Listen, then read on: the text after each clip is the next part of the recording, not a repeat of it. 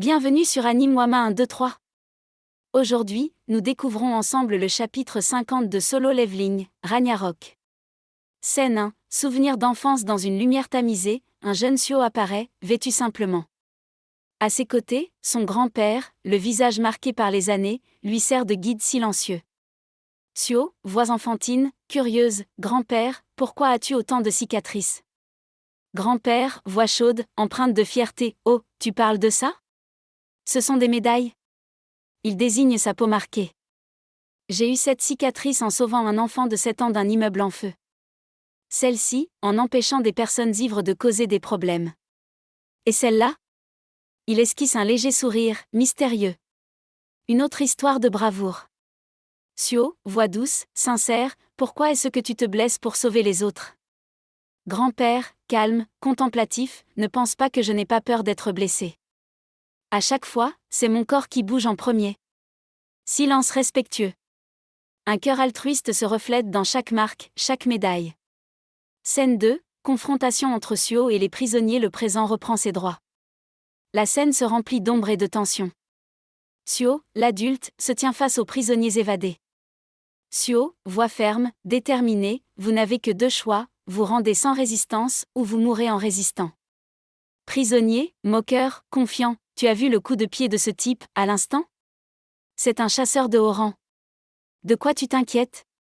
On a aussi un atout majeur.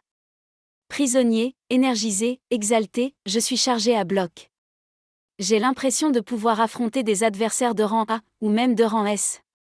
Suo, calme, provocateur, vous ne voulez pas vous rendre en silence, n'est-ce pas?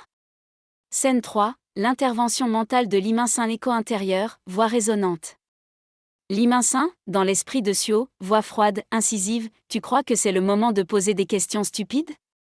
Le fait d'absorber de la poussière d'étoiles signifie qu'ils vont résister.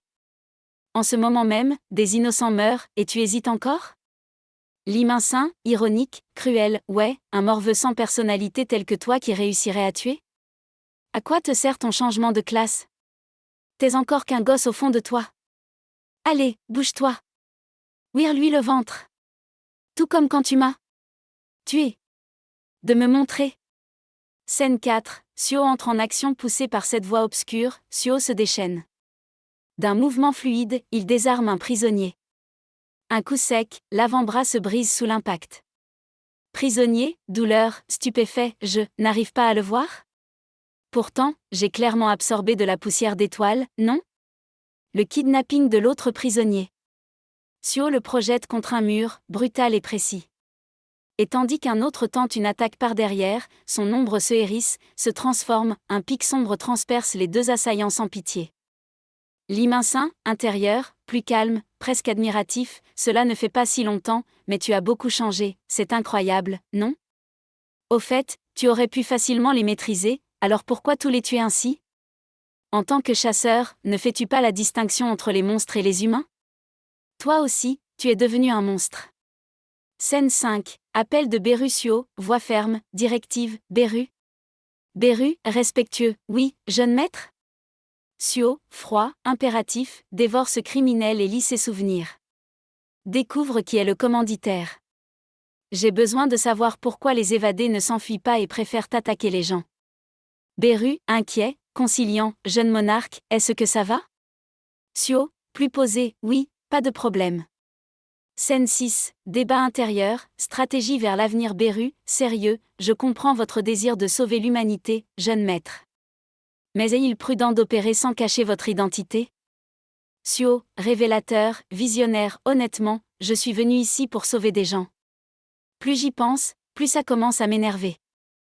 Aujourd'hui, nous devons nous préparer à combattre les apôtres des Itarim. Si des problèmes surgissent entre les éveillés à l'avenir, ils seront difficiles à gérer.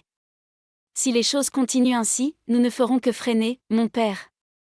Alors, fini de me cacher. Je vais avancer au grand jour et tenter d'unifier tout le monde. Les descendants des monarques restants, les chasseurs, les criminels, les objets, et même les monstres. Toute la puissance de ce monde pouvant s'opposer aux Itarim, je compte bien la rassembler. Par tous les moyens nécessaires. Beru, hésitant, vous voulez dire que vous placerez tout ce qui existe dans ce monde sous vos ordres? Suo, déterminé, je parle de mes alliés, mes alliés.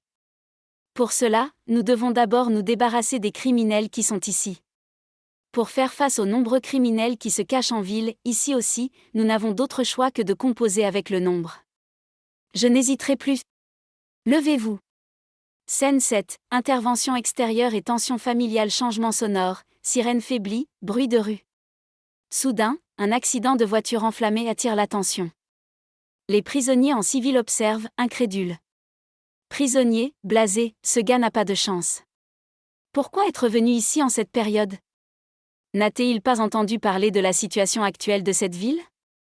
Baek, voix posée, paternaliste, ça va, ma fille ? Fille de Baek, douce, tout va bien. Baek, avec humour, esprit de contraste, on ne peut pas vraiment poursuivre ces gars pour dommages et intérêts, n'est-ce pas ? On entend le bruit d'une portière qui s'ouvre, puis se referme brusquement. Prisonnier, une portière de voiture ? Baek, amusé, comment ça peut arriver lors d'un voyage en famille ? Fille de Baek, rassurante, heureusement que ça s'est produit à côté de chez nous. Baek Mio, vice-chef de la guilde du Tigre Blanc. Baek, sérieux, oui. Parce que si on rentre en retard, ta mère va nous engueuler. Finissons rapidement et rentrons. Baek Yuno, chef de la guilde du Tigre Blanc, éveillé de rang. La suite dans un prochain épisode sur Anime Wama 1, 2, 3.